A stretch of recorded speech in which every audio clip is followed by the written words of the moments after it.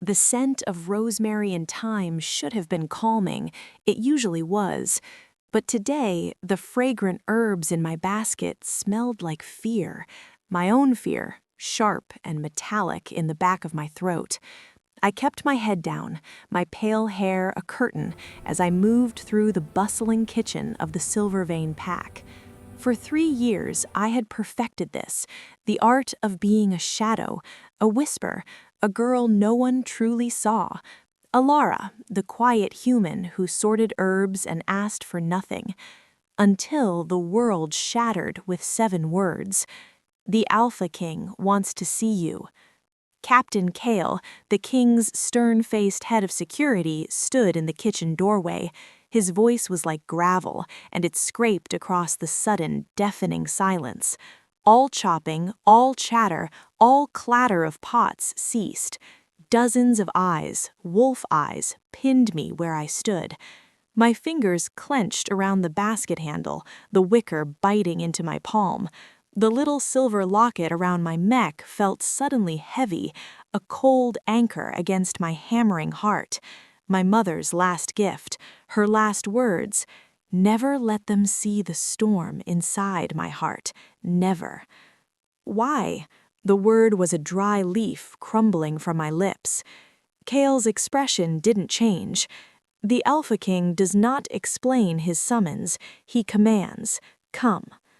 A path cleared before him as if I carried a plague. I saw the curiosity in their faces, the suspicion, the cold satisfaction in Cook Brenna's gaze. She'd always thought a human was a stain on their noble packhouse. Now, it seemed, I was a problem being removed. I set the basket down with a trembling hand, a final, futile attempt at normality. Then I followed Kale from the warmth of the kitchen into the cold, echoing stone of the main corridor. 4 guards fell in around us, their polished armor glinting like predatory teeth in the torchlight. Their footsteps were a synchronized drumbeat marching me toward my fate. We ascended staircases I had never dared to climb, moving into realms of opulence that stole my breath. Tapestries depicting great hunts, floors of polished marble, the air itself thick with the scent of power and old pine. This was the domain of the Lichen Lord, Cassian, Alpha King of the Silvervein Pack, a ruler who had seized his throne in a storm of blood and iron 5 winters past, a king who was said to hear secrets in the beat of a heart. What could he possibly want with me? The throne room doors were immense, carved with wolves running beneath a twin moon sky. They swung inward without a sound, revealing a cavernous space. At its far end, on a dais, sat the king. Even at this distance, his presence was a physical weight. He wasn't lounging, he was poised, like a blade resting in its sheath. Dark hair, eyes that even from here gleamed with a feral light, a face carved with the severity of the northern mountains. He wore no crown, he needed none. The walk to the throne was the longest journey of my life. The guard's grip on my arms was firm, not cruel, but inescapable. The eyes of the court bored into me, nobles, warriors, advisors, a gallery of silent judgment. I focused on the locket, on the feel of its etched surface, my one tether to a self that felt like it was dissolving. We stopped. The guards released me, and I stood alone on the cold marble. Look at me. The Alpha King's voice wasn't the roar I expected. It was low, controlled, a river of dark water running deep. It compelled obedience. I raised my eyes, and the world narrowed to his. They weren't just amber, they were molten gold, flecked with hints of green, ancient and knowing.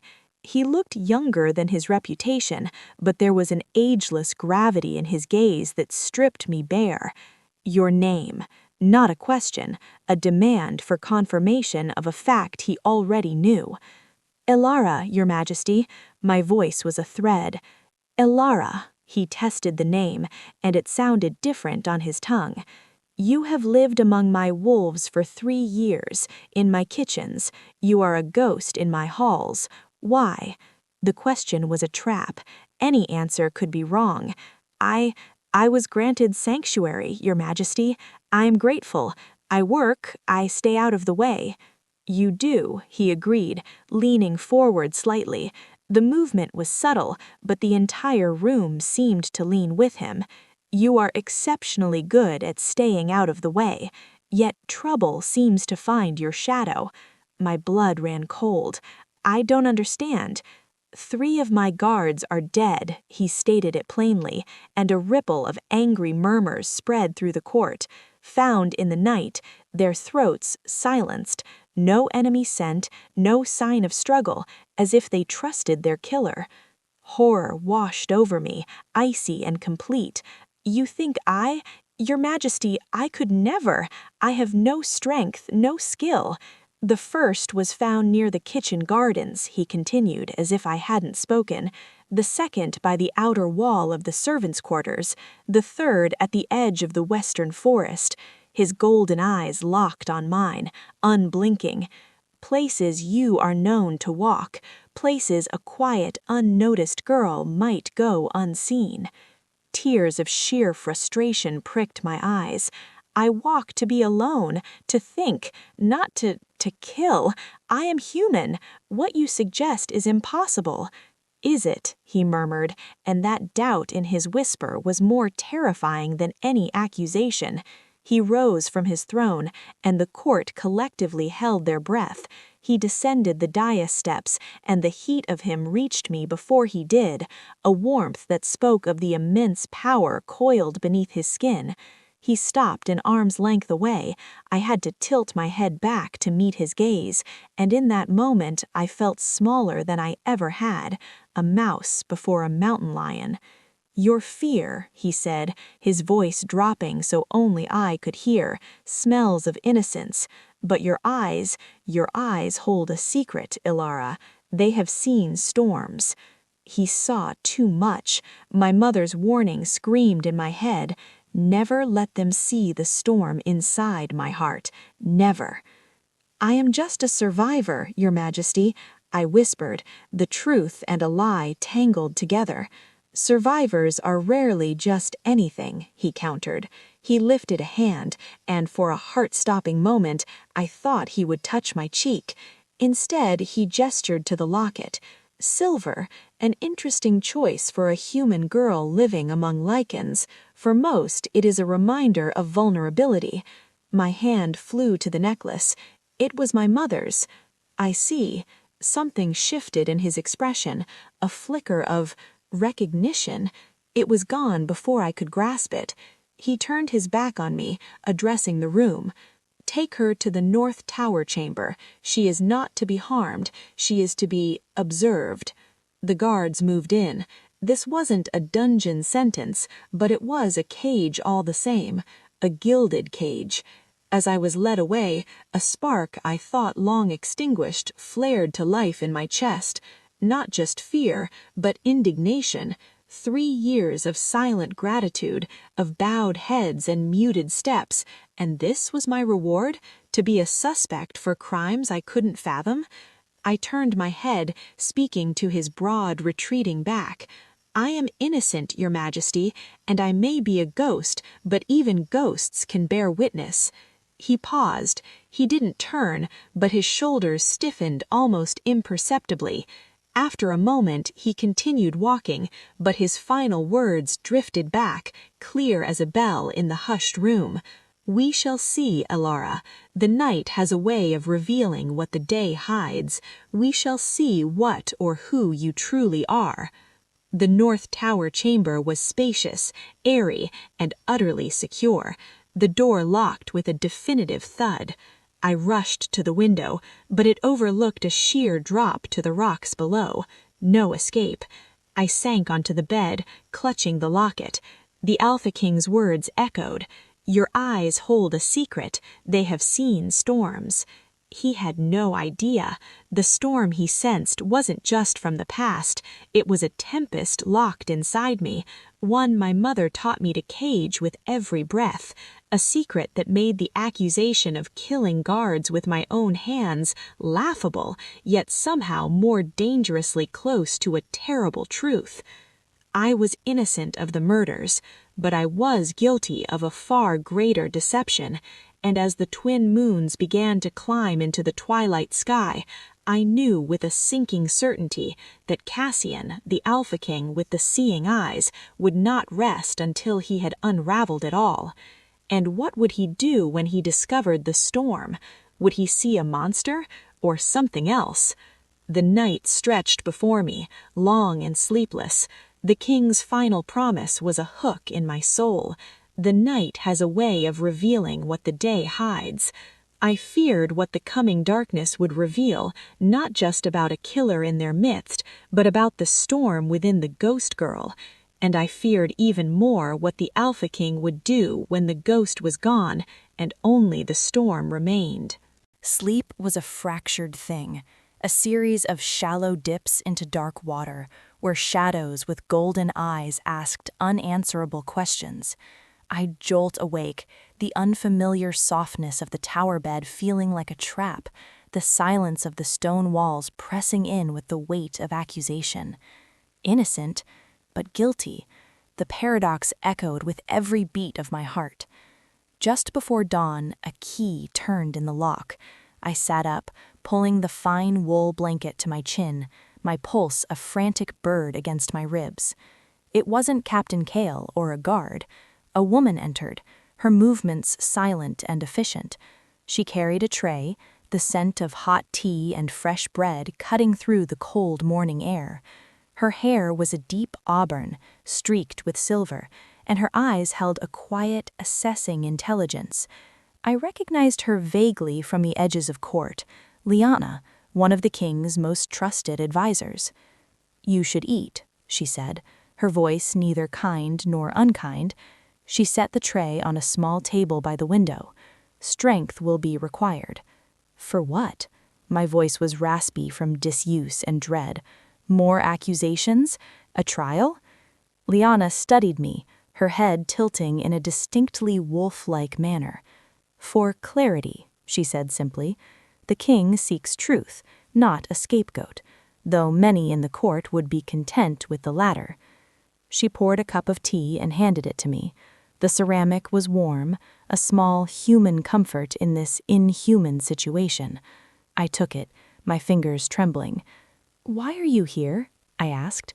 "You're not a jailer." "I am an observer," she corrected gently, "and a messenger. King Cassian has requested your presence in the royal archives, after you break your fast." The archives? That made no sense. Why take a suspected murderer to a library? Unless it wasn't about the murders at all, unless it was about me. The tea turned sour in my mouth. Liana seemed to read my thoughts. "The king believes knowledge often untangles knots that force cannot. The answers to what is happening in the shadows of Silvervein may lie in the shadows of the past, your past and others." My breath hitched.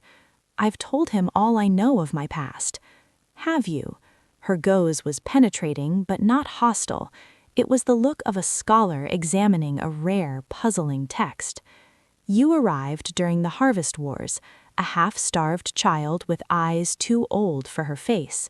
You spoke of a village lost to marauders, but never its name.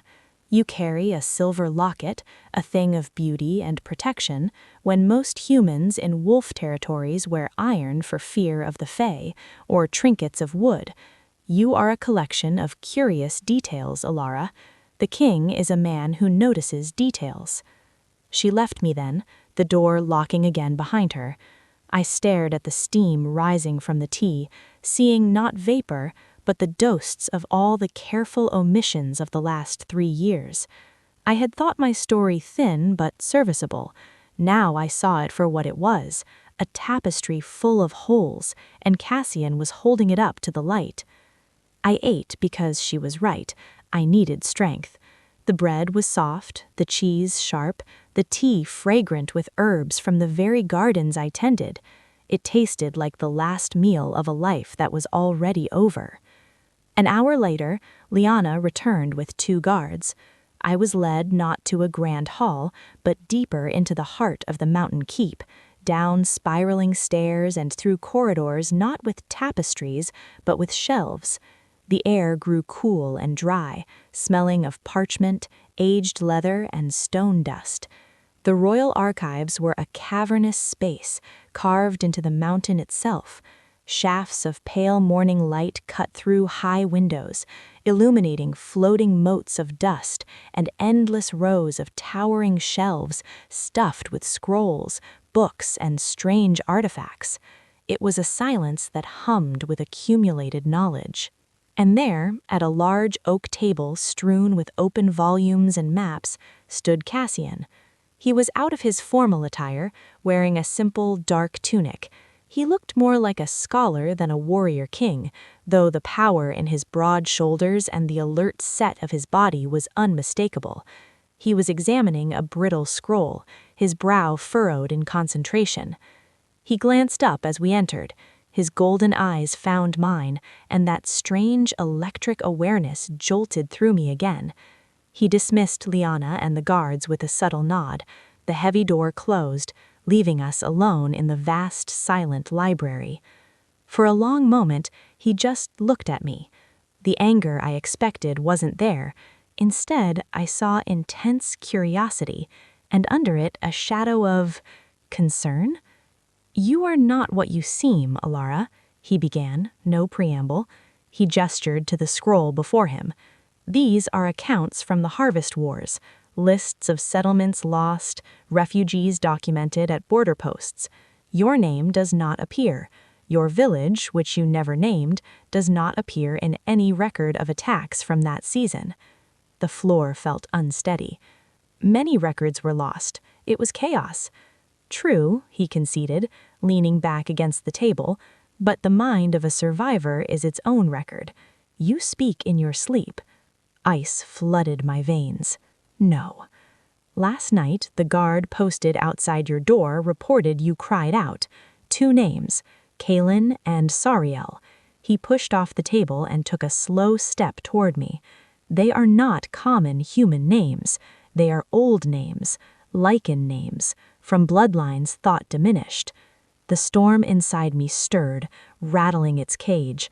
I could feel the phantom ache in my bones, the one that came only under the twin moons. I clenched my fists, my nails biting into my palms. Never let them see. "You are mistaken," I whispered, the lie brittle as old parchment. "Am I?" He was close now. He didn't touch me, but his presence was a tangible force. His eyes dropped to my locket. "Silver does not burn you." It wasn't a question. I instinctively curled my fingers around the pendant, hiding it, a useless gesture. "Most humans," he continued softly, "cannot bear the touch of pure silver for long. It leaves a mark on their skin, a faint burn. Yours rests against your throat day and night. No mark." He reached out, so slowly, and with one finger lifted the chain just enough to see the skin beneath.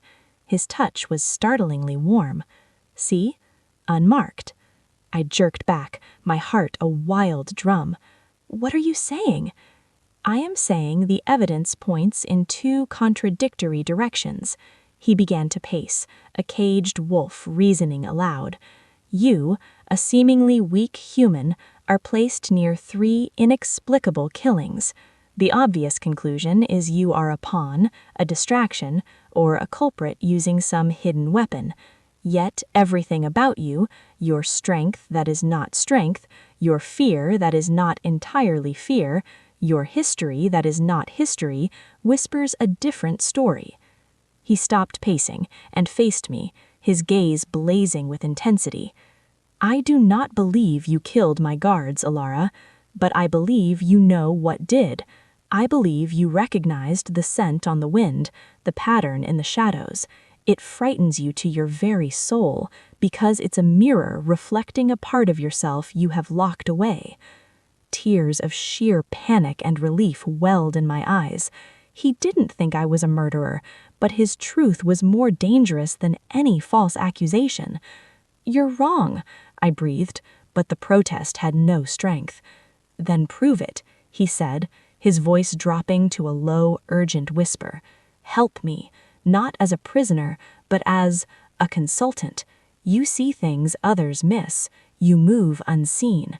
Help me hunt this monster that stalks my pack. Use your ghost's eyes." The offer was a lifeline and a snare. To walk beside him, to search for a monster while hiding my own monstrous truth. The temptation was terrifying. To be useful, to have a purpose beyond hiding, to be near him, this fierce, intelligent king who looked at me and saw a puzzle, not a stain. "Why would you trust me?" I asked, my voice trembling. A faint, weary smile touched his lips. "Because my instinct, which has kept me alive and on this throne, tells me you are the key. And because," his gaze softened just a fraction, "the fear in your eyes when you heard of the deaths was not the fear of a criminal caught. It was the fear of a survivor who has seen it before." He saw too much. He always saw too much. "And if I say no? If I cannot help you?" His expression hardened. The king fully returned. "Then you remain a suspect in the eyes of the court, and the real killer remains free to strike again. More will die. Perhaps someone you care for in the kitchens.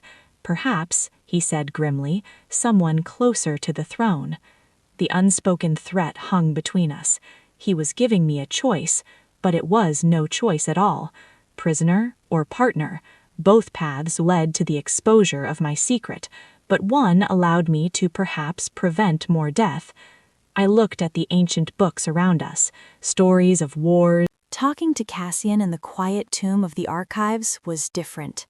The intimidating Alpha King was temporarily shelved, replaced by a relentless investigator. His questions were precise, surgical. He didn't ask for my movements, he asked for sensations. "The first night," I began, my voice echoing softly in the vast space. "By the kitchen gardens. I'd been gathering mint late because the day had been so warm. The air was heavy with the smell of damp soil and night-blooming jasmine from the south wall." Cassian nodded, his eyes fixed on a detailed map of the keep's grounds, his finger tracing the path between the gardens and the guard post. "Go on." "I remember a feeling," I said, closing my eyes to better access the memory. "A pressure, not a sound, but a silence that swallowed other sounds. The crickets stopped, all at once. It was so complete, it was like a blanket." I opened my eyes to find him watching me intently. "I thought it was just me, that I was tired, so I went inside." "Did you see anything? A shape? A flicker?" I shook my head. "No, but as I turned to go, the wind shifted. It came from the east, from the forest. A shudder I couldn't suppress ran through me. There was a scent underneath the jasmine and pine, cold, metallic, like wet stone and ozone, like the air after a lightning strike, but wrong, sickly." Cassian's expression darkened. He made a note on a piece of parchment. "That scent was not reported by the guards who found the body. Their senses were overwhelmed by blood. But you, upwind, caught the precursor." He looked at me, that assessing gleam back in his eyes.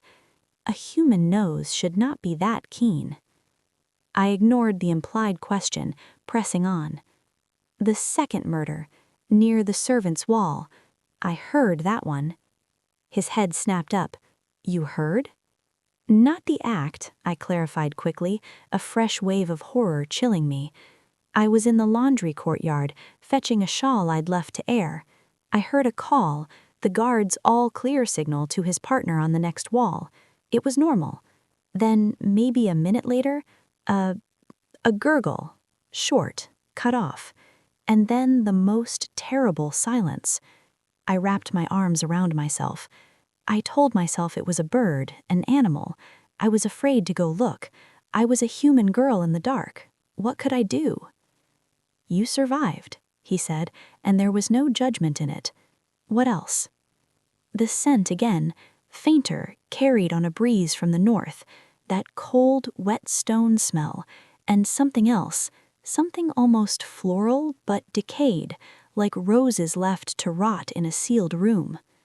Cassian pushed back from the table and strode to a different shelf, pulling down a massive, leather-bound tome. He flipped through pages filled with intricate sketches of plants, creatures, and symbols. "You have a gift for description, Alara, a painter's eye for scent." He found a page and laid the book open before me. "Does any of this resemble what you saw, in shadow or shape?" The illustrations were of mythical beasts, forest spirits, and twisted, malformed creatures from old legends. I scanned them, my stomach churning. "No, these are stories. This thing, it didn't feel ancient or magical. It felt efficient, clean, and sad." He stilled. Sad? I hadn't meant to say it. The impression had been a ghost of a feeling, but now that I'd given it voice, it solidified. The silence it carried, it felt heavy, not with menace, but with a terrible, weary grief. I met his gaze, bewildered by my own insight. "I know it sounds mad." "It sounds like empathy," he murmured, closing the bestiary. "A dangerous trait when hunting predators." He returned to the map. "The third murder, the forest's edge. You walk there often." It was a statement. He knew my habits. Of course he did. "It reminds me of home, or what I remember of home, the deep pine." I took a steadying breath. "That night, I didn't go. I had a feeling, a dread. I stayed in my cot in the servants' quarters, but I woke just before dawn, my heart racing. The storm, the feeling was so strong." "What feeling?" "The feeling of being watched, not from outside my window, from inside the walls, a pressure in the stone itself." I could see the skepticism forming in his eyes, and a desperate urge to make him believe me took over. "I'm not imagining it. It's like when the air thickens before a summer thunderstorm. You can feel the charge.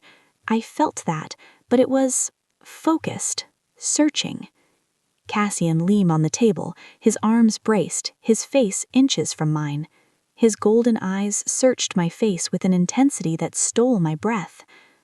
"Alara," he said, his voice low and serious, "what you are describing, the acute senses, the empathic impressions, the sensitivity to magical resonance in stone, these are not human traits, they are lichen traits, or the traits of something touched by lichen blood."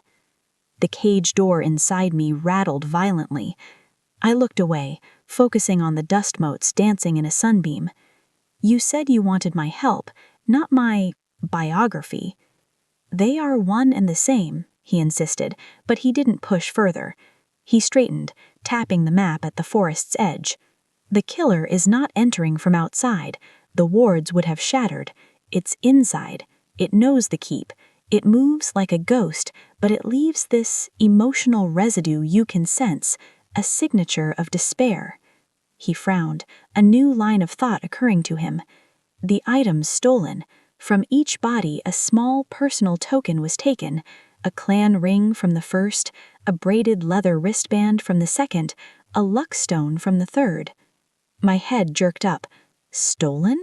You didn't mention that before." It was not public knowledge, a detail held back to weed out false confessions. He watched my reaction carefully. "The items have no great value, only sentimental meaning. The killer isn't a thief, it's a collector. It takes trophies that mean something." A collector of grief. The thought was horrifying. It's not just killing, it's remembering them, marking their loss. Cassian's jaw tightened. "Yes, which means this is deeply personal, a grudge, a vengeance." He looked at me, a new, more urgent question in his eyes. "Alara, in all your time here, did you ever hear of a guard or anyone causing a great wrong, an injustice that was buried, a death that went unvenged?" The whispers of the pack, the snippets of conversation I'd overheard while being invisible, floated through my mind.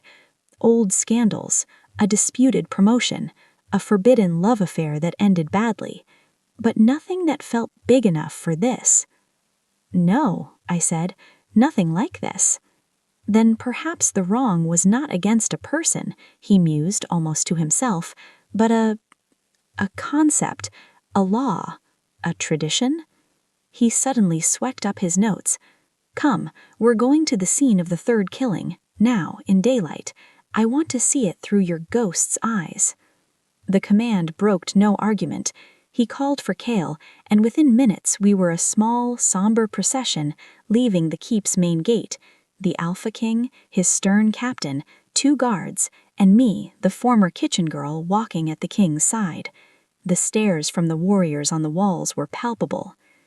The forest edge was peaceful in the morning sun, dappled light falling on ferns and soft moss, but as we approached the exact spot, marked by a faint, dark stain on the earth that made my stomach lurch, the air changed. The hair on my arms stood up. The cheerful birdsong seemed to fade, replaced by that same profound, listening silence. The scent of pine was undercut by that cold, wet stone odor, now faint but unmistakable. "It's still here," I whispered, stopping short. Cassian immediately raised his hand, halting the others. He looked at me, not with doubt, but with absolute focus. "Where?" I closed my eyes, trying to untangle the sensory web. Not a location, but a residue. In the air, on the bark of that old oak. I pointed, my eyes still shut. Strongest there, where the roots break the ground. I heard his soft footsteps as he moved to the tree. A moment of silence, then his voice, hard.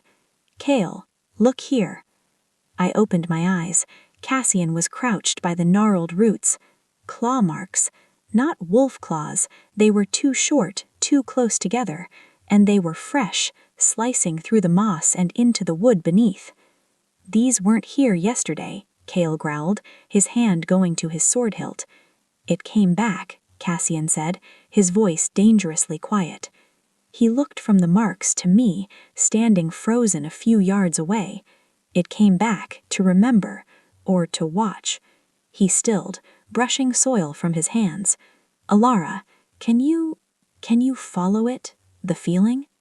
The request terrified me. It meant using the part of myself I'd sworn to silence. It meant trusting the storm. I glanced at Cale's distrustful face, at the guarded expressions of the warriors. Then I looked at Cassian. He wasn't asking the king, asking a tool. He was asking me, trust. The walk back to the keep was shrouded in a silence thicker than the forest mist. The weight of what I'd felt, the raw, psychic scream of grief etched into that tree, clung to me like a second skin. Cassian walked beside me, his presence a solid, simmering force. He didn't speak, but I could feel his mind racing, sorting through centuries of pack history for a loss terrible enough to birth the horror we were tracking. Cale and the guards maintained a perimeter around us, their vigilance now tinged with a new wariness, not just of the forest, but of me, the girl who'd touched a tree and wept with a monster's sorrow. Once through the gates, Cassian didn't return me to the tower. Instead, he guided me to a part of the keep I never knew existed, the Undercroft. We descended a narrow, winding staircase behind a tapestry in the great hall, leaving Cale with a terse order to secure the archives and allow no one entry. The air grew cooler, damper.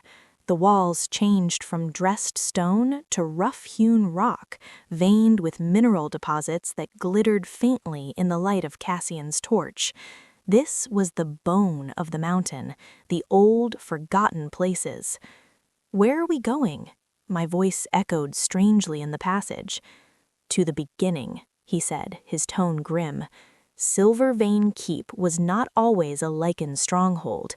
It was built upon something older, a place of power and of sealing.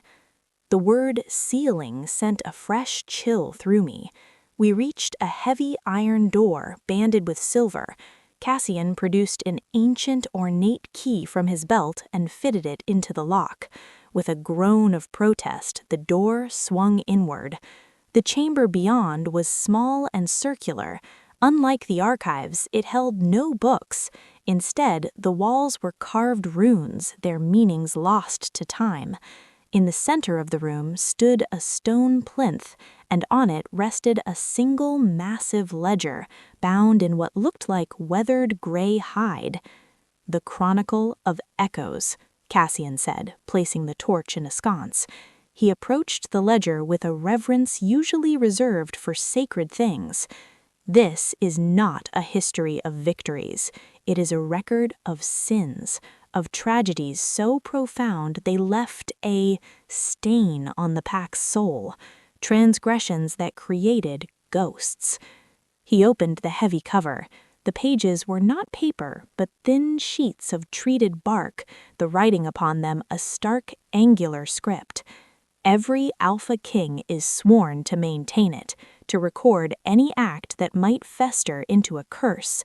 Most entries are centuries old, matters of betrayed oaths, kinslayings, unjust banishments.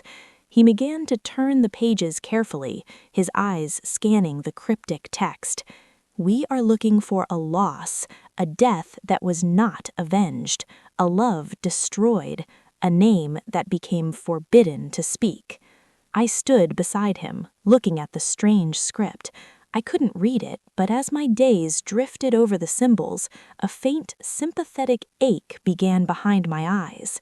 These pages hummed with old pain. "You think our ghost is in here?" "Its origin is," he said with certainty. "What you felt was not the madness of a living mind, but the echo of a fixed, tragic moment, a loop of agony. This," he tapped the ledger, "is where such loops are anchored." He turned another page, and his hand stilled.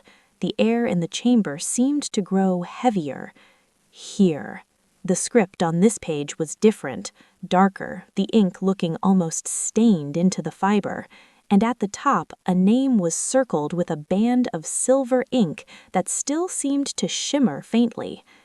"Alaric," Cassian read aloud, and the name landed in the quiet room like a stone in a pond.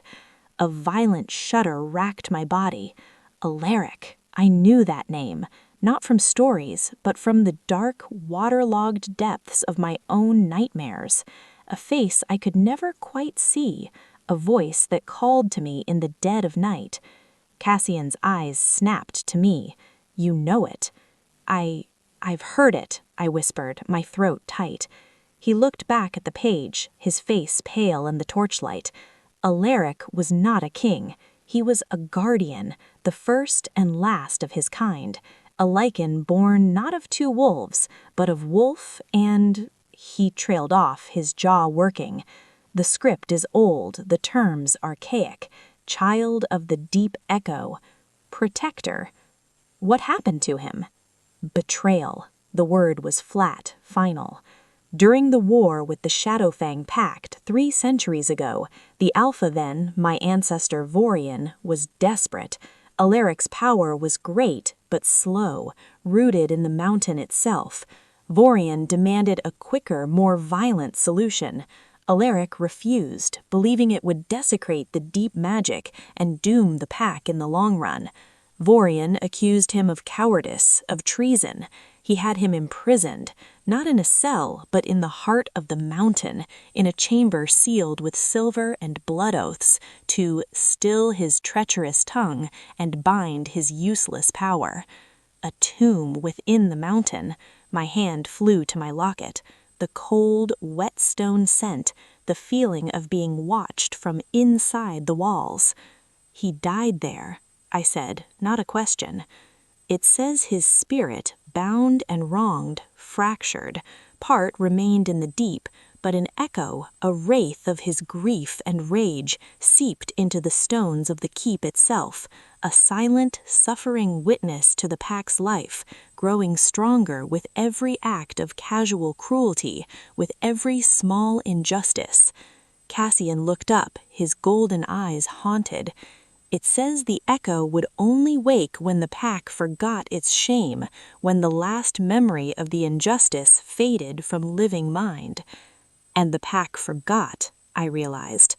We remembered Alaric as a cautionary tale about obedience, not as a martyr. He closed the ledger with a soft, definitive thud. The murders, the guards taken, they weren't random. Cale, he raised his voice, and the captain, who had been waiting outside the door, entered. The 3 guards who were killed pull their full service records, their lineages, go back 3 generations. Cale's brow furrowed, but he nodded. At once, Your Majesty. When he left, Cassian turned to me, the pieces assembling in his mind with terrifying clarity. Alaric's echo is not attacking the pack. It's attacking Vorian's legacy. The guards, they must be direct descendants of the warriors who carried out the imprisonment, or of Vorian's inner circle. He's not collecting trophies. He's collecting debts. The moral horror of it was staggering. A centuries-old wrong, a sentient curse born from betrayal, was now enacting a delayed, poetic justice on the descendants of the guilty. And the personal tokens? I asked. Proof, Cassian said grimly, to show the living that the dead are remembered, that the debt is being called in. When he has them all, he didn't need to finish. The final debt would be the king himself, the living embodiment of Vorian's bloodline. We have to stop it, but the conviction felt hollow. How do you stop a ghost? How do you reason with a centuries-old wound? We don't stop it, Cassian said firmly, his voice firming with a new resolve. We appease it. We right the wrong. How? By offering yourself? The words burst out, laced with a panic that surprised even me.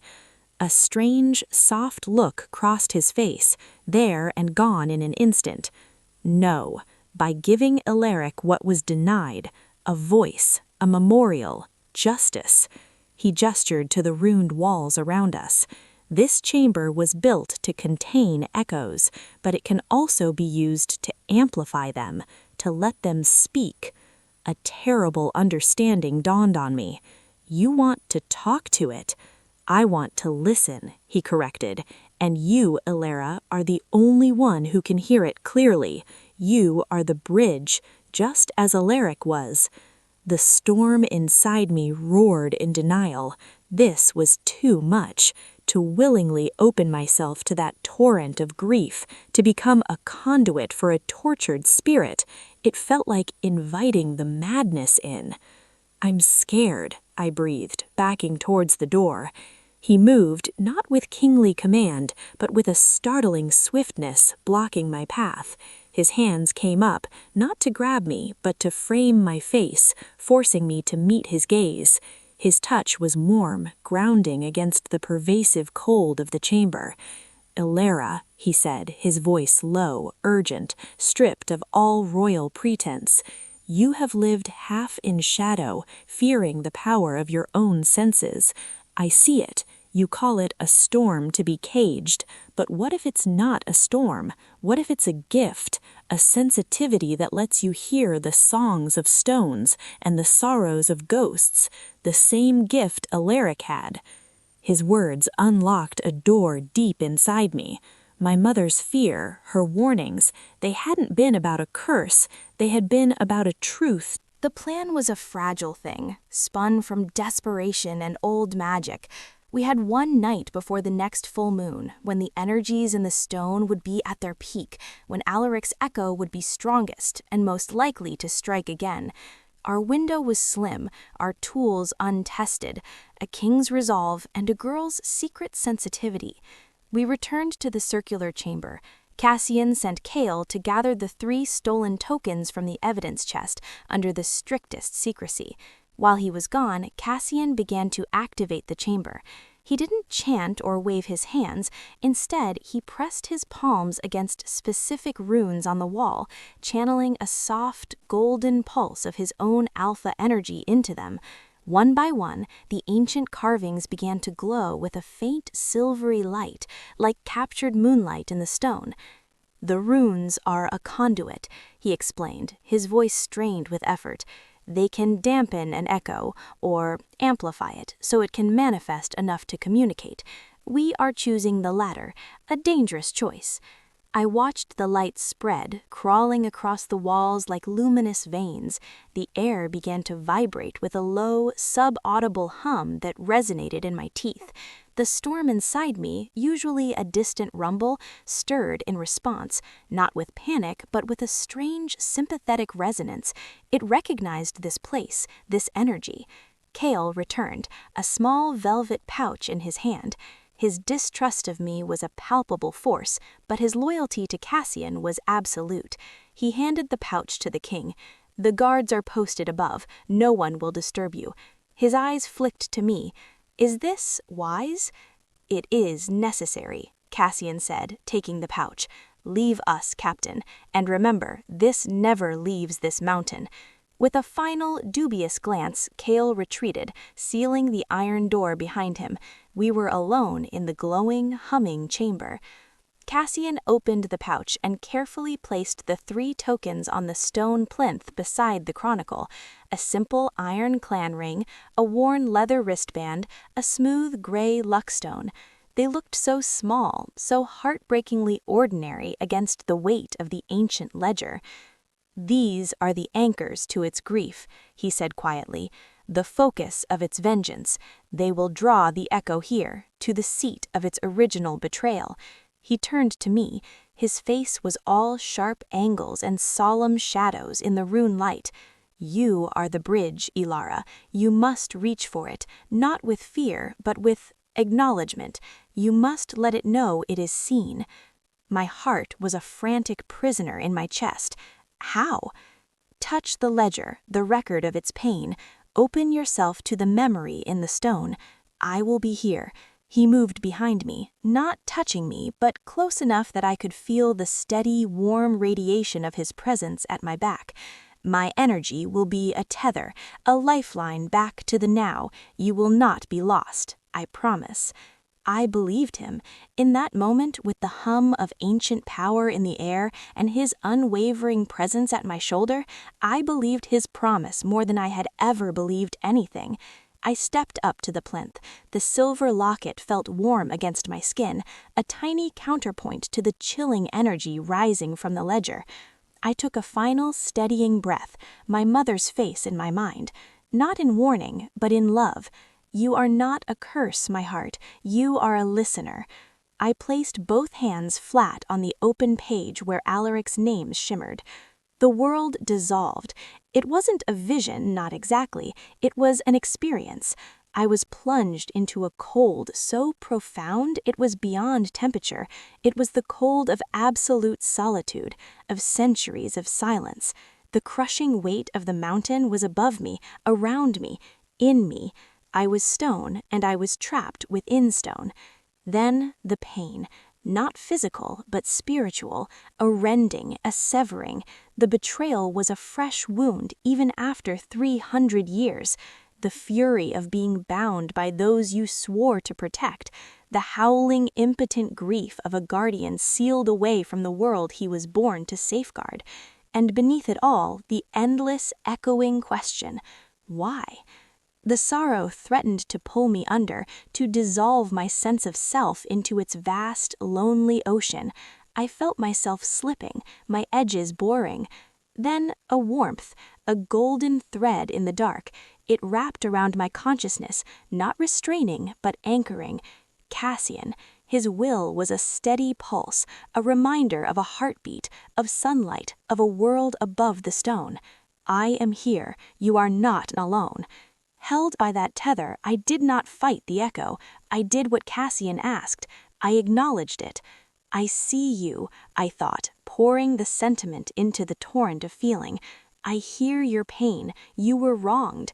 the chaos of sensations stilled for just a moment, the endless scream focused into a point of awareness. It turned toward my slender thread of consciousness. A presence, vast and old and terribly sad, brushed against my mind. It wasn't words, it was pure, distilled emotion, given shape by my own understanding. Forgotten. The concept slammed into me, heavy with the dust of years. "You are not forgotten," I sent back, the thought fueled by the certainty of the ledger, of Cassian's quest. "Your name is here, your story is known." Blood debt. Another wave, this one edged with a sharp, metallic tang, the scent of the murders. Images flickered, faces I didn't know, Vorian's descendants, the feel of cold tokens taken from cooling skin, a relentless driving need for balance. "The debt is being paid with more fear and more death," I pleaded into the void. "It creates new sorrow, it does not heal the old." I pushed forward the memory of what I'd felt at the tree, the guard's own fears, his family's grief, a new layer of pain laid over the old. The echo recoiled, confused. Its purpose was justice, a balancing of scales. It had not considered the ripples. It was a wound, not a judge. What then? The question was a mournful wind through caverns. I had no answer. I was just a bridge, but the anchor behind me did. I felt Cassian's presence swell along our connection. He stepped forward, not physically, but with his essence. His authority, his responsibility as Vorian's heir, flowed down the golden tether into the chamber. "Alaric," Cassian said, his voice resonating in the physical world and in the psychic space simultaneously, deep and solemn.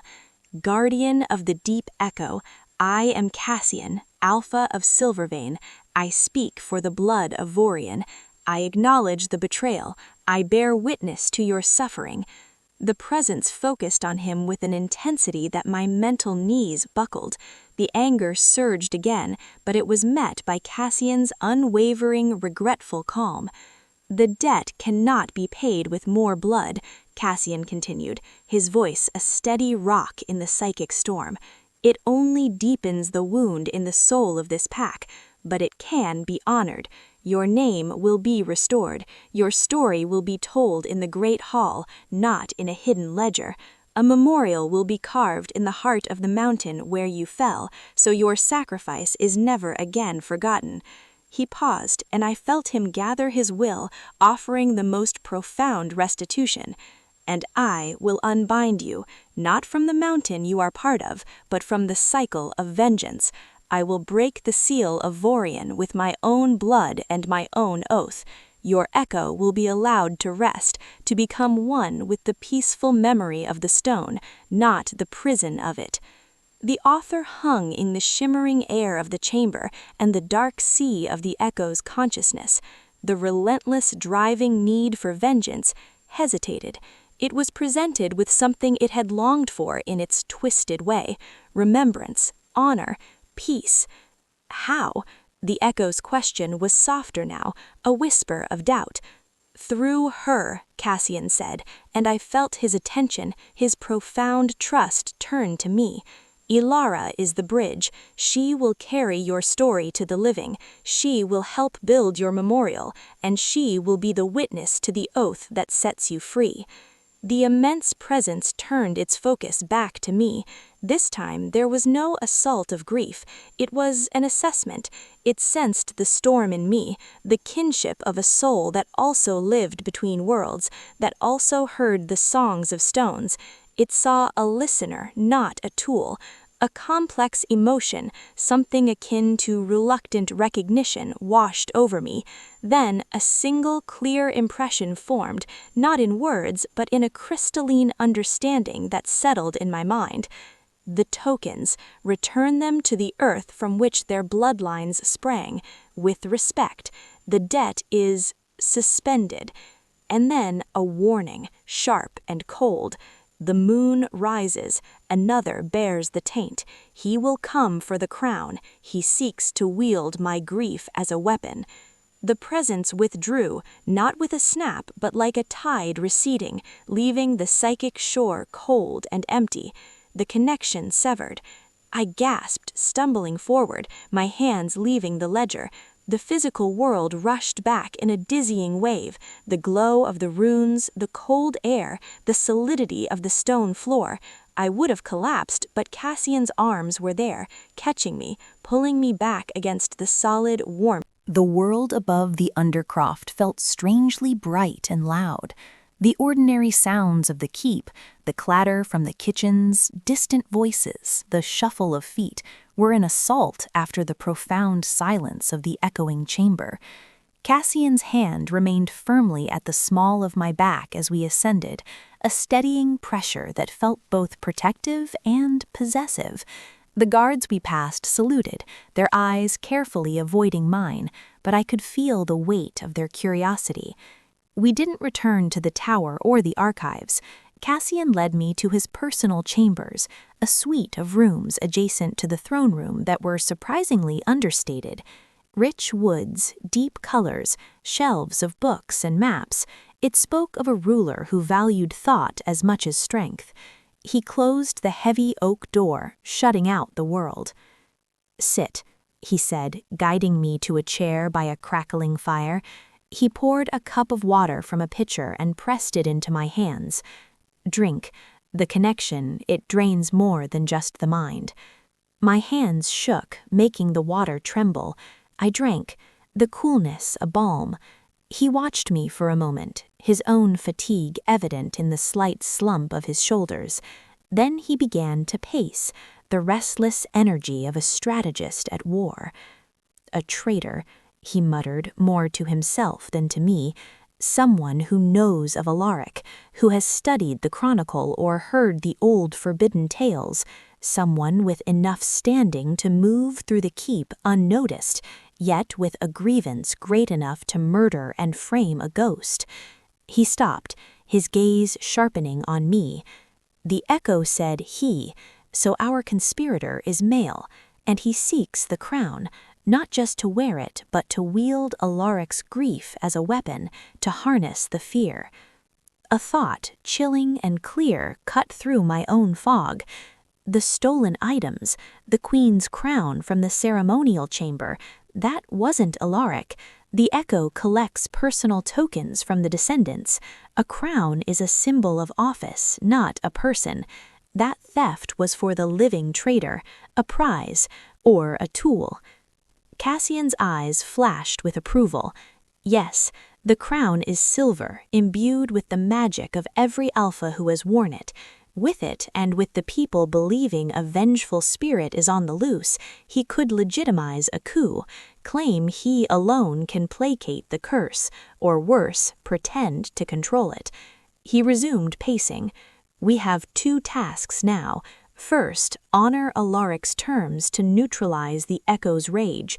Second, unmask the man using its tragedy before the full moon rises and he makes his move." He stopped before me, crouching down so our eyes were level. The firelight danced in the amber depths of his. "Alara, the first task falls to you.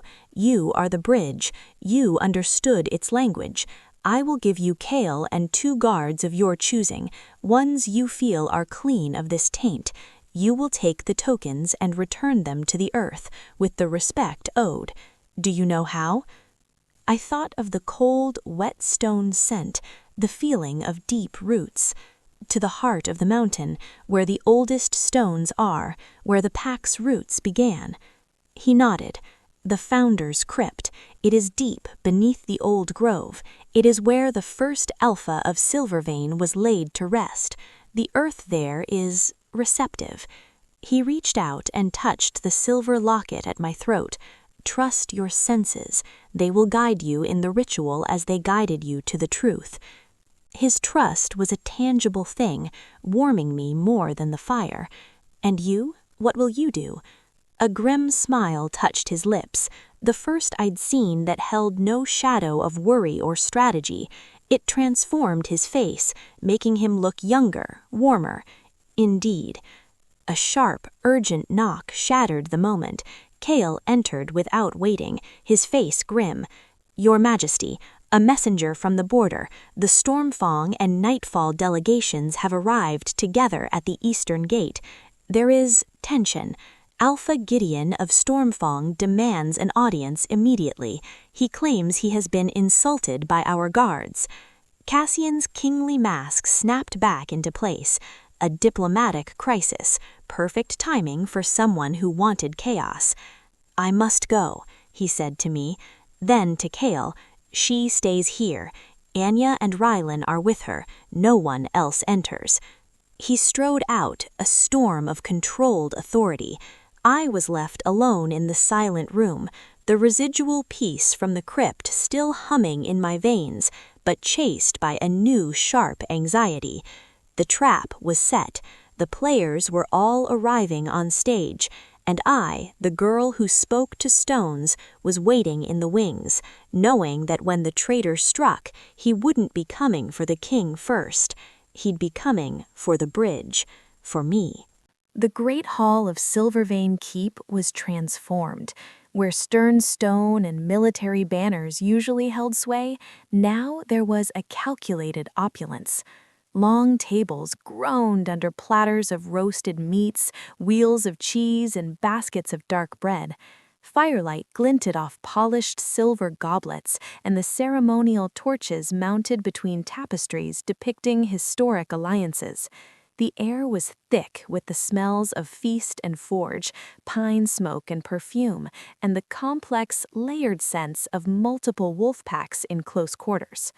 From my designated place at the high table, slightly to the right of Cassian's empty throne, it was a dizzying spectacle. I wore another of the borrowed dresses, this one a deep emerald that made my pale hair seem almost white. I felt like a painted doll propped up on display, a silent symbol of the Alpha King's mysterious new favor. The stares were a physical pressure, curious, hostile, calculating. I was the only human at the high table. To Cassian's immediate left sat the imposing Alpha Gideon of Stormfang, a mountain of a man with a brash laugh that didn't reach his cold gray eyes. His daughter, Lyra, sat beside him, her beauty sharp and watchful. Next to them was the more subdued but no less dangerous Alpha Theron of Nightfall, his movements economical, his gaze missing nothing. Further down sat Cassian's own council, Lyanna, looking serene, Captain Kyle, a bastion of stiff formality, and others whose names and loyalties I was only beginning to learn. Cassian himself presided with a relaxed authority that I knew was a facade. He laughed at Gideon's jokes, listened intently to Theron's quiet remarks, and exchanged pleasantries with his own nobles. But his golden eyes were never still. They scanned the hall, noting clusters of conversation, lingering glances, who drank deeply and who merely sipped. He was a hunter at his own feast. His gaze would periodically drift to me, a flicker of unspoken communication. Steady. Watch. So I watched. I used the lessons of invisibility I'd learned in the kitchens. I observed not the faces, but the spaces between them. The guard who shifted his weight too often by the servants' entrance. The young noble from Stormfang who kept touching the dagger at his belt. The way Alpha Theron II, a man with a neatly trimmed beard, seemed to be tracking Captain Kyle's movements a little too closely. And then there was the matter of the crown. The silver Alpha crown, stolen days before, now rested on a velvet cushion behind Cassian's throne. Its return had been announced as a triumph of the king's vigilance. The official story was that a lone, misguided thief had been caught. No mention of Alaric, no mention of me. The crown was a beacon, a challenge, and a piece of bait. The feast wore on. Speeches were made, toasting the strength of the alliance. Gideon's was bombastic, full of veiled references to steady leadership. Theron's was succinct, emphasizing unity against true enemies. Each word felt like a move on a hidden game board.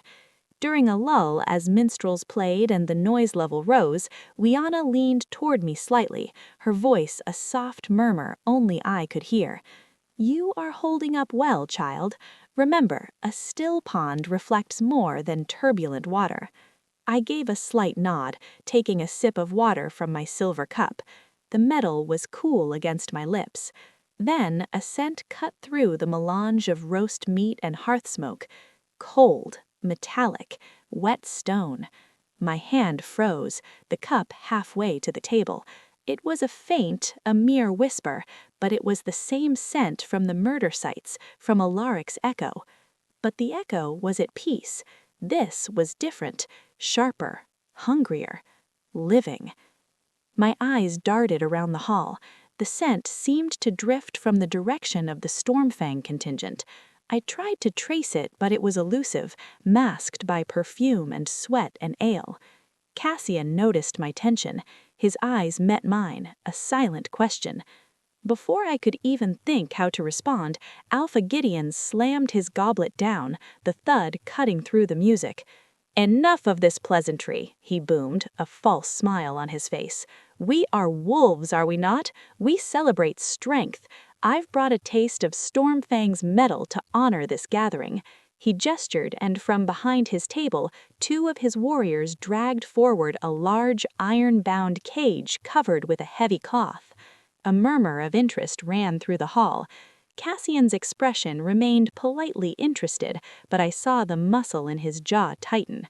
With a theatrical flourish, Gideon yanked the cloth away. Inside the cage was a creature out of nightmare. It was wolf-like, but wrong. Its fur was patchy, revealing gray, mottled skin beneath. Its eyes glowed with a sickly yellow light, and drool dripped from jaws lined with blackened teeth. It threw itself against the bars with a snarl that was half whimper, a sound of pure, tormented agony. "A blight wolf," someone gasped. They were creatures touched by a corrupting magic, rare and dangerous. To capture one alive was a feat. To bring it into a hall full of people was madness. "A demonstration," Gideon cried, "of what happens to the weak, to the corrupted, and of the strength needed to put such abominations down." He looked directly at Cassian. "Perhaps your guards would benefit from the lessons, Silvervein, considering the peculiar troubles you've had lately." The provocation was blatant. He was linking the blight wolf to the peculiar troubles, the murders everyone still whispered about. The creature howled, the sound scraping down my spine, and with its cry, the cold, wet stone scent intensified, pouring off it in waves. But it wasn't from the beast, it was on the beast, like a stain. My eyes widened. The blight, the corruption, it wasn't natural. It carried the same taint the echo had warned about. Cassian rose slowly, his movement drawing every eye. His voice was calm, deadly. "A fascinating specimen, Gideon. Your strength is noted. But this is a hall of alliance, not a fighting pit. Have your man remove it to the kennels. We will study it later." Gideon's smile faltered, but he waved a hand. As the cage was dragged out, the creature's wild, pained eyes swept the room. For one terrifying second, they locked on mine.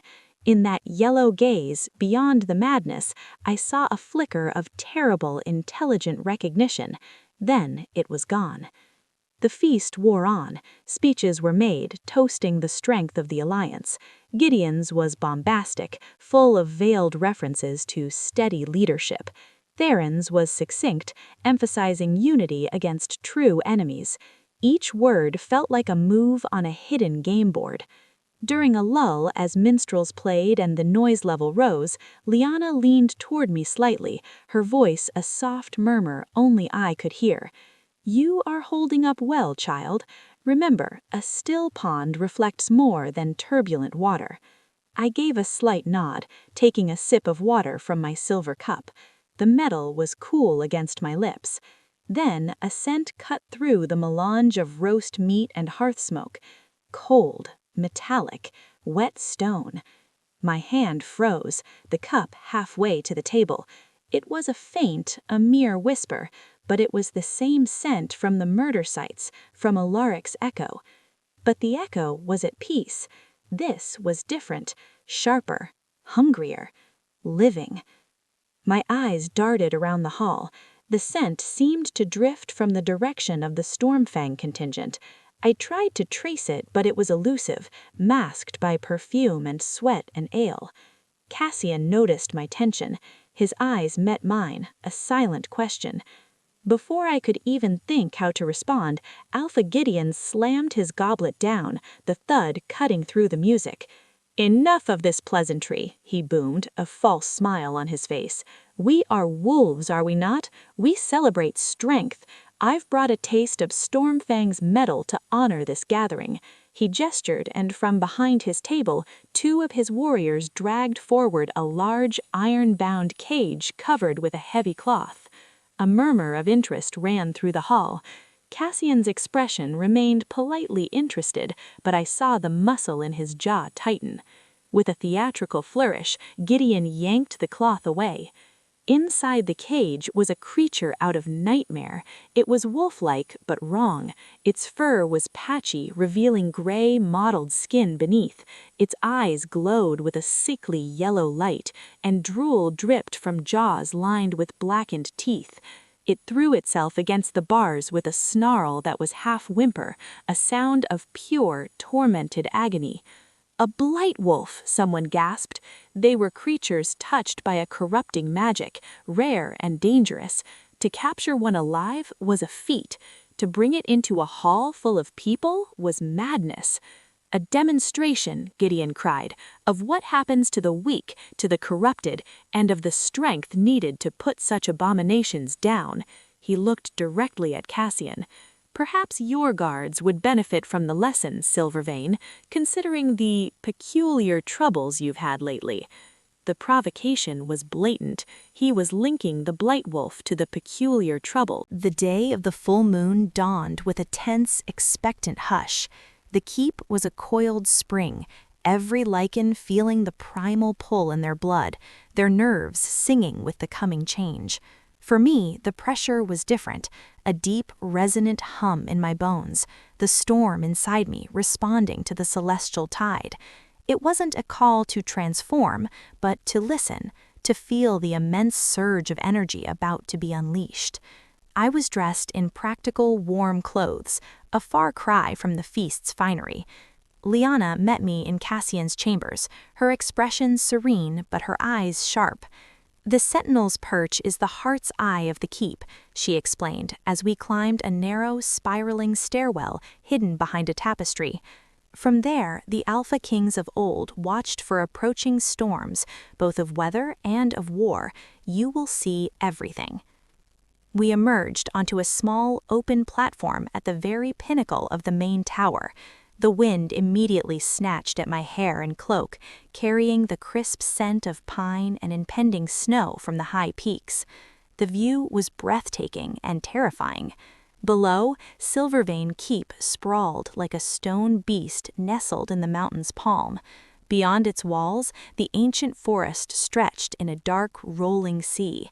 And above, the sky was a clear, cold bowl, waiting for the twin moons to rise. Kale was already there, his posture rigid. He gave me a curt nod, his distrust softened only slightly by the king's absolute command. A brazier of coals glowed warmly against the creeping chill of twilight. "They will gather in the Moonfall courtyard," Liana said, pointing to a vast circular space directly below us, lit by torches and a central fire pit. "When the first moon crests the ridge, the run begins. The king's decision will be announced then." As darkness deepened, wolves began to stream into the courtyard. I could feel the collective anticipation rising, a palpable vibration in the air. The Stormfang contingent was a loud, boisterous knot. I saw Gideon, already shirtless in the cold, beating his chest and laughing. The Nightfall wolves gathered more quietly, a sleek, dark cluster. Alpha Theron stood at their forefront, still and observant. Corvin was beside him, a shadow at his alpha's shoulder. And then Cassian appeared. He walked into the courtyard alone, dressed not in running leathers, but in his formal black tunic, the silver chain of office around his neck. A murmur of confusion rippled through the assembled packs. He climbed onto a low stone platform, and silence fell, broken only by the crackle of the fire and the sigh of the wind. "Brothers and sisters of the Alliance," his voice, amplified by the stone circle, carried clearly up to us on the perch. "The moon calls to our blood. It is a sacred call, but tonight I will not answer it as a wolf." A stunned silence, then a swell of shocked whispers. "My place tonight is here, as your Alpha King, to stand watch while my pack runs, to be the still point in the turning world." He looked directly at Gideon, then at Theron. His gaze was unwavering. "Some may see this as weakness. I see it as strength, the strength to choose my form, to put my duty above instinct. The run will proceed. Captain Kale will lead the Silvervein Pack. Run with the wind, howl with the moon. I will be here when you return." He stepped down. The silence that followed was profound, thick with disbelief and brewing tension. This was unprecedented. An alpha refusing the change was a rejection of a core part of their nature. It was the vulnerability he had intended to project, but seeing it was still a shock. Gideon's face was a mask of triumphant scorn. Theron's was carefully blank. Corvin whispered something in his alpha's ear. Then a brilliant silver edge pierced the eastern ridge. The first moon. A collective shiver ran through the courtyard. Wolves began to shed clothes, their bodies already shimmering with the beginning of the change. The air filled with the sound of cracking bones and shifting forms, low growls and excited yips. But not Cassian. He remained standing, a solitary human figure amidst a sea of transforming lichens, his face lifted to the rising moon. The courage of it stole my breath. Kale, now in his magnificent gray wolf form, threw back his head and unleashed a long, ringing howl. It was the signal. The courtyard erupted into motion as dozens of wolves, silver, black, brown, gray, streamed through the open gates and into the forest, a river of fur and primal energy flowing into the night. In minutes, the courtyard was empty, save for Cassian, a few elderly wolves who remained in human form as attendants, and the guards posted at the various archways. The cacophony of the run faded into the distance, replaced by an eerie, waiting silence. From our high vantage, we watched. Liana's breath fogged in the cold air. Kale's wolf form was taut, ready. "Now we wait," Liana murmured. "The snake prefers to strike when it thinks the cat is away." Minutes stretched. The second moon rose, joining its twin, flooding the world with a cold blue-silver light. The shadows in the courtyard became stark and deep. Then movement, not from the forest, but from within the keep itself. A side door opened, and a figure slipped into the courtyard. It was Corvin. He moved with purpose, not towards Cassian, but towards the pedestal near the main hall entrance, where the alpha crown still rested on its velvet cushion. Of course, the crown was here, not locked away. Another piece of bait. Cassian saw him. He didn't move from his central position, but he turned to face the advisor. "Corvin, the run is that way." His voice carried easily in the silent yard. "I am no runner, Your Majesty. I am a thinker, and I think tonight is a night for transitions." "Is it?" Cassian's tone was dangerously mild. "The mountain is restless," Corvin said, circling slowly, his eyes on the crown. "Old debts, as they say. An alpha who cannot answer the moon's call, it sends a message. Perhaps the mountain seeks a guardian more in tune with its deeper rhythms." "And you think Alpha Theron is that guardian?" Cassian asked. Corvin's smile widened. "Theron is a traditionalist, a fine alpha for a quiet pack. I serve a grander vision, one where knowledge is power, where old tragedies can be harnessed." He stopped his circling, now standing between Cassian and the crown. The echo was a useful tool. A pity you pacified it, but its purpose was served. It revealed your weakness, your preoccupation with human fears and ghost stories. It showed the packs a king more concerned with the past than the future. My hands gripped the cold stone of the parapet.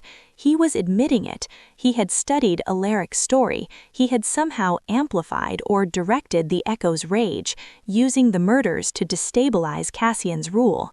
And the blight wolf? Cassian asked, as if merely curious. Another tool. A delightful coincidence, Corvin chuckled. Gideon's brutish display, but the taint upon it, that was my doing. A little alchemy, a whisper of the deep stone magic I've learned to touch, to show that the corruption people fear is not just a legend, it can be controlled by the right mind. He was mad, not with rage, but with a scholar's arrogance, believing he could wield forces he only half understood. You seek the crown, Cassian stated. I seek what it represents, Corvin corrected, the authority of Silvervein. With its deep magic and my knowledge, the northern territories could be reshaped. No more squabbling alphas, one power rooted in the oldest lore, unafraid of the dark places. His eyes glittered in the moonlight. You stand in the way, a king who pities ghosts and shelters strange, sensitive humans. His gaze flicked upward, seemingly directly at our hidden perch. A cold finger traced my spine. He knew. She is interesting, your little listener. Perhaps when this is over, I will study her too. That was it. The threat against me laid bare. Cassian's stillness changed. It was no longer the calm of waiting, but the poised tension of a predator about to strike. You will not touch her. Corvin laughed, a dry, rasping sound. Or what? You are alone, Cassian. Your wolves are running, your guards are at the gates, and I, he raised a hand. From the shadows of another archway, 3 figures emerged.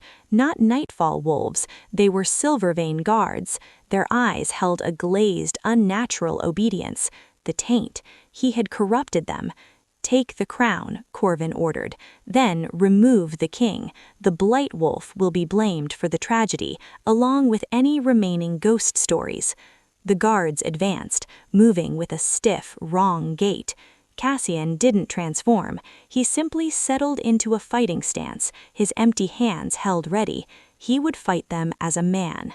Now, Liana hissed beside me.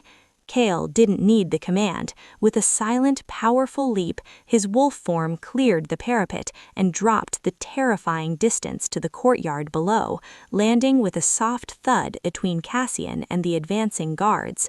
At the same moment, a horn sounded from the wall, a signal. The gates to the courtyard, which had been left open for the run, slammed shut. From the surrounding archways and rooftops, a dozen of Cassian's loyal guards, who had never left their posts, stepped into the moonlight. The silence after battle was a living thing, thick with the sense of sweat, iron, and spent magic. Below, in the moonfall courtyard, order was swiftly being restored. Kale, back in human form and bleeding from a shallow gash on his arm, directed guards to secure the unconscious, corrupted wolves and remove the fallen. Corvin, bound and gagged, was dragged away, his eyes wide with a madness that had curdled into sheer terror. The returning pack wolves milled in confusion, their post-run exhilaration doused by the scene of conflict. Whispers swirled like autumn leaves. Traitor, ancient magic, the king fought as a man. Cassian stood amidst it all, a pillar of calm authority. He issued quiet commands, his voice cutting through the murmur. He checked on his injured guards, a hand on a shoulder here, a murmured word there. He did not gloat, he did not rage, he simply re-established control, stone by stone. Liana touched my arm. Come, our part here is done. We descended the long, winding stairs from the sentinel's perch.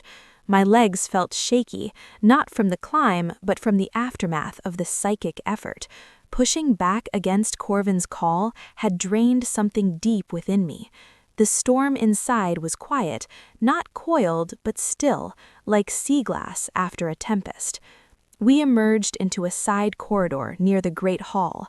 Before we could take more than a few steps, Cassian appeared from an archway. He had washed his face and donned a fresh tunic, but nothing could hide the fatigue in his eyes or the new, grim lines around his mouth. "Liana, see to the council. Assure them I will address everyone within the hour. I must speak with Alara." Liana bowed her head and melted away. Cassian gestured to a small, private solar off the main hall. A fire was lit, casting a warm glow over shelves of books and 2 high-backed chairs. He closed the door, sealing us in a pocket of quiet. For a long moment, he just looked at me. The intensity of his gaze was different now, softer, weary, but no less penetrating. "You stopped him," he said finally. His voice was rough. "When he tried to call the echo, I felt it. A wave of peace, of refusal. That was you." I nodded, wrapping my arms around me. Now that the danger was past, a delayed tremor started in my hands. I couldn't let him violate it again. Alaric, it deserved its peace. "You deserved peace," he corrected softly. He stepped closer, but didn't touch me. "You stood on a tower and faced down a corrupted sorcerer and a centuries-old sorrow with nothing but your will. I have never witnessed such courage." The praise, so sincere, so direct, burned my cheeks. "You were the one alone in the courtyard. You let them think you were weak." "A calculated risk," he said, a shadow of his earlier fierceness returning. "But your action was not calculated. It was pure. It was a gift." He finally reached out, his fingers gently brushing a strand of wind-tangled hair from my face. The touch was electric, a spark of warmth in my chilled state. "Thank you." The simple words undid me. Tears, held back by shock and adrenaline, welled hot in my eyes. I blinked them away furiously. "What happens now? With Corvin? With the others?" The king's hand fell back to his side, his expression shifting to the business of justice. "Corvin will be questioned, then executed. His crime is not just treason, but an abomination, corrupting pack bonds, twisting sacred history for power. The corrupted guards, they were victims. Their minds were poisoned. They will be healed if possible, or cared for if not. Their fate is a tragedy he wrought." He moved to stare into the fire, his broad shoulders outlined by the flame. "Alpha Theron is furious. He claims ignorance, and he is likely telling the truth. Corvin was a snake in his garden too, but it reveals a failure of oversight.